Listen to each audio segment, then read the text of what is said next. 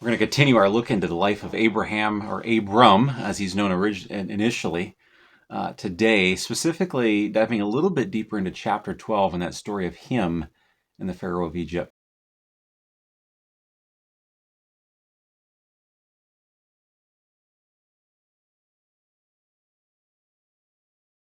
As I mentioned on Sunday, one of the troubling things as we come to chapter 12 and look at the life of Abram or Abraham is that, again, he has those wave-like patterns to his faith, starting off with that great crest of faith and then immediately hitting that trough of faith in chapter 12. And it seems that as we go through that chapter initially anyway, and from a first glance perhaps, that his lying actually brings him benefit, because we see as a result of his lie about who Sarah is and asking her to lie for him as well, he ends up receiving wealth, if you will, by the way of, it says in verse 16, sheep, cattle, male donkeys, male servants, female donkeys, and camels. And so he's receiving many things as a result of his lie. And so it causes us then to question of whether or not there is profit in disobedience or profit in sinning, because it would certainly appear so from Abram's life or Abraham's life here in chapter 12. But that's not actually the case. While he did receive things, he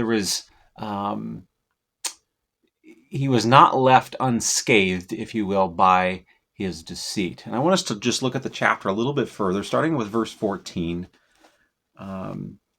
Moses records this in Genesis of chapter 12. He says, when Abram left Egypt, the Egyptians saw that the woman was very beautiful. When entered Egypt. When Pharaoh's officials saw her, they praised her to Pharaoh. And so Abram's wife was taken into the household of Pharaoh, and he did treat Abram well on account of her, which is why he was lying. In fact, he said, it might go well with me if I lie. Abram received those things we just mentioned. Verse 17, but the Lord struck Pharaoh in his house with severe diseases because of Sarai, Abram's wife. So Pharaoh summoned Abram and said, what is this that you have done to me? Why didn't you tell me that she was your wife? Why did you say she was your sister, so that I took her to be my wife? Now here's your wife, take her and go. Of course, they were expelled from Egypt with all his possessions, that it says in verse 20. Now, it would appear, as I said before, that there is profit to his deception, but actually there's not. We may not see it initially in the text, but there's actually not. And I want to draw just a couple of things out to you in that regard. First of all, as we mentioned on Sunday, that he would have never even encountered these troubles had he not gone to Egypt in the first place.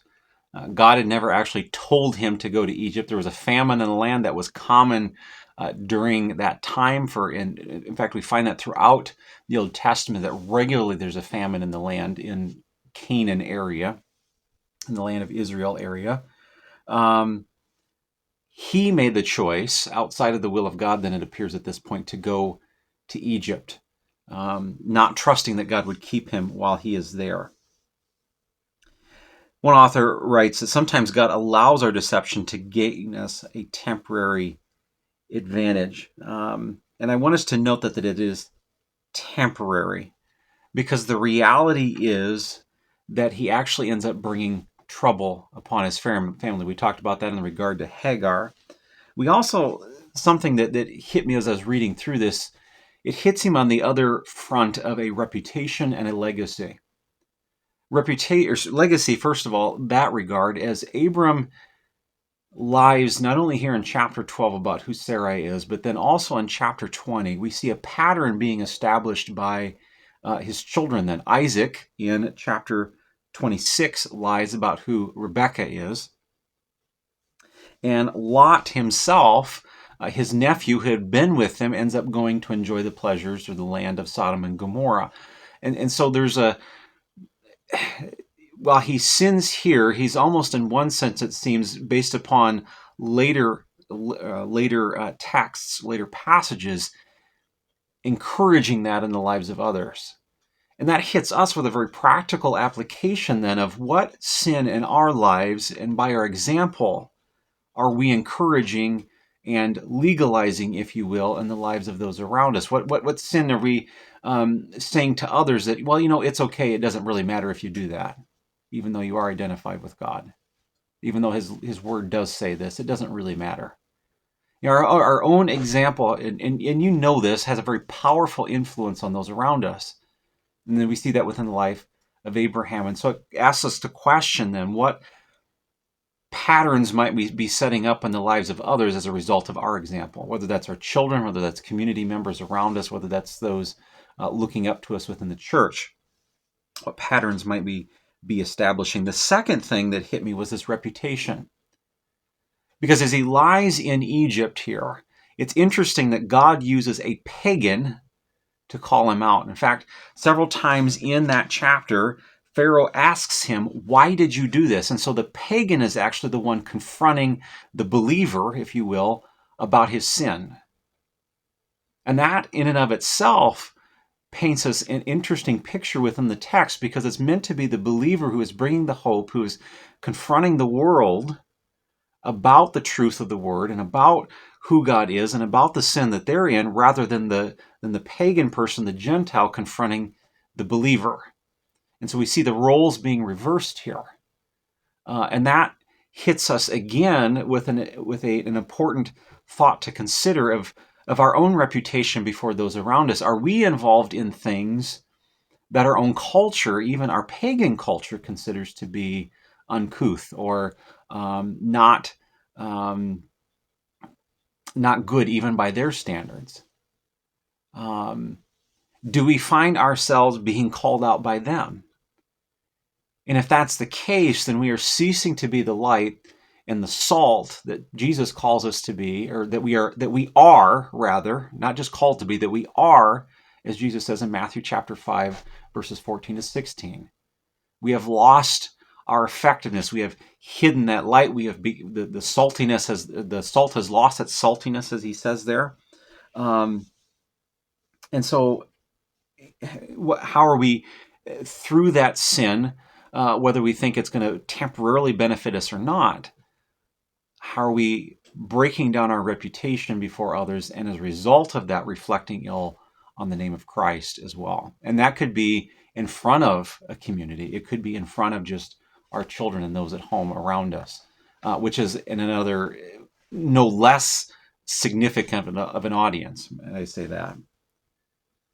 And third thing is, what trouble are we bringing on others due to our disobedience? Here in chapter 12, as Abram chooses to deceive the leaders of Egypt, God intervenes to save Sarah, to preserve the promise, the covenant, and it results in trouble for Pharaoh and his household. And so we see very practically then, as throughout Scripture, and as multiple people can testify, we all can do that in our lives, that often our sin, there's a cause-effect relationship. And we can end up affecting those around us as a result of it. I think particularly in our marriages and our families, if we don't take the principles, the commands, the calls in that context very seriously, it has a profound effect on those relationships. Within the church, when we refuse to practice the one another's, it has a profound impact on those relationships. Very seriously, when we're not ready to proclaim the gospel, when we shy away from that, it has a very profound effect on those around us. So a few things to consider a little bit more in depth from that chapter. Did Abraham get away with his sin? Certainly not.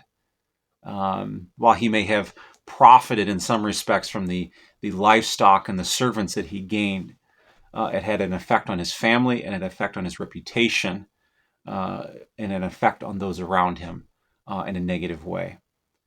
So let us not excuse our sin, but as 1 Peter chapter 1 calls us in verses 14 to 16, to be holy as he is holy. For we've been called out of what? Darkness and into the light. So